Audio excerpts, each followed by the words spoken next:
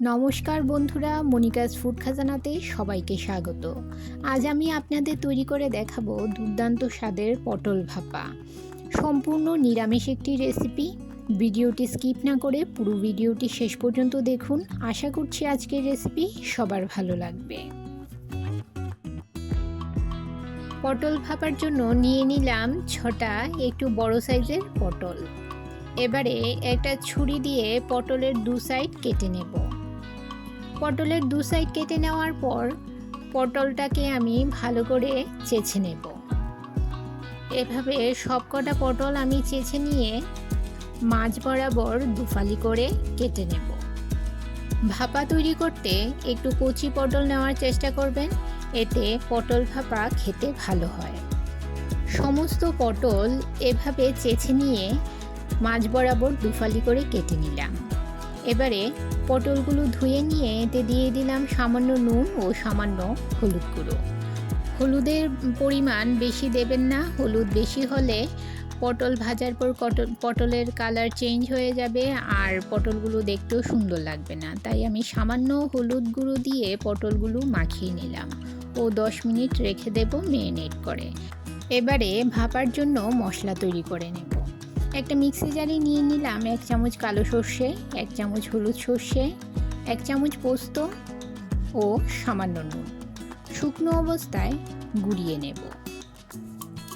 এবারে এতে দিয়ে দিলাম 3-4টে কাঁচা লঙ্কা ও সামান্য জল দিয়ে এর একটা স্মুথ পেস্ট তৈরি করে নেব। এবারে গ্যাসের চুলায় কড়াই বসিয়ে 2 টেবিল চামচ সর্ষের তেল গরম করে নিয়েছি। এতে দিয়ে দিলাম নুন হলুদ দিয়ে মেখে রাখা পটলগুলো। 2 মিনিট মিডিয়াম ফ্লেমে উল্টে পাল্টে পটলগুলো ভেজে নেব।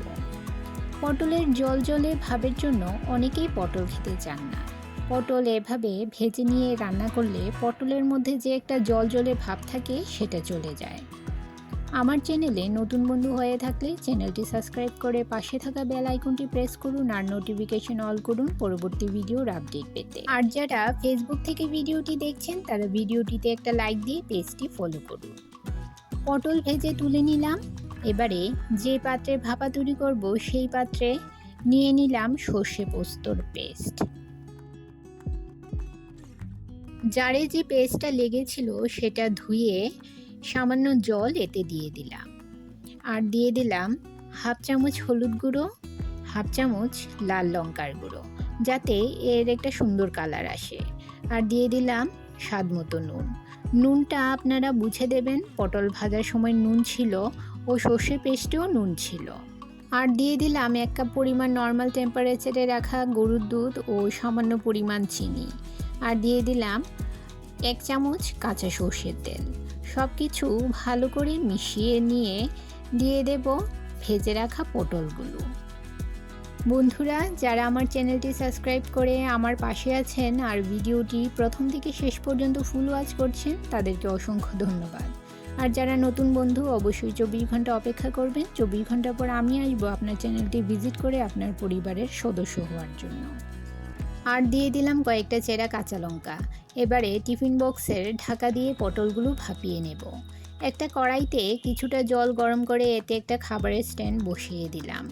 এবারে খাবারের স্ট্যান্ডের উপর টিফিন বক্স বসিয়ে দিলাম। আরও কিছুটা জল এতে দিয়ে দেব। জলটা যেন টিফিন বক্সের অর্ধেকেরও নিচে থাকে। এবারে ঢাকা চাপা দিয়ে মিডিয়াম ফ্লেমে 15 থেকে 20 মিনিট রান্না করে নেব। 20 মিনিট পর গ্যাসের ফ্লেম বন্ধ করে দিলাম। ঠান্ডা করে নিয়ে টিফিন বক্স খুলে নিলাম। দেখুন বন্ধুরা, কত সুন্দর পটল ভাপা তৈরি হয়ে গেছে। রান্নার সময় গ্রেভিটা নিচে বসে যেতে পারে, রান্নার পর ঢাকা খুলে নাড়াচাড়া করে দেবেন, দেখবেন গ্রেভিটা উপরে চলে আসবে। এই প্রসেসে রান্না করলে পটল হবে ভীষণ সফট ও জুসি। বন্ধুরা, রেসিপিটি কেমন লাগলো কমেন্ট করে জানাবেন আর ভালো লাগলে অবশ্যই একটা লাইক করবেন।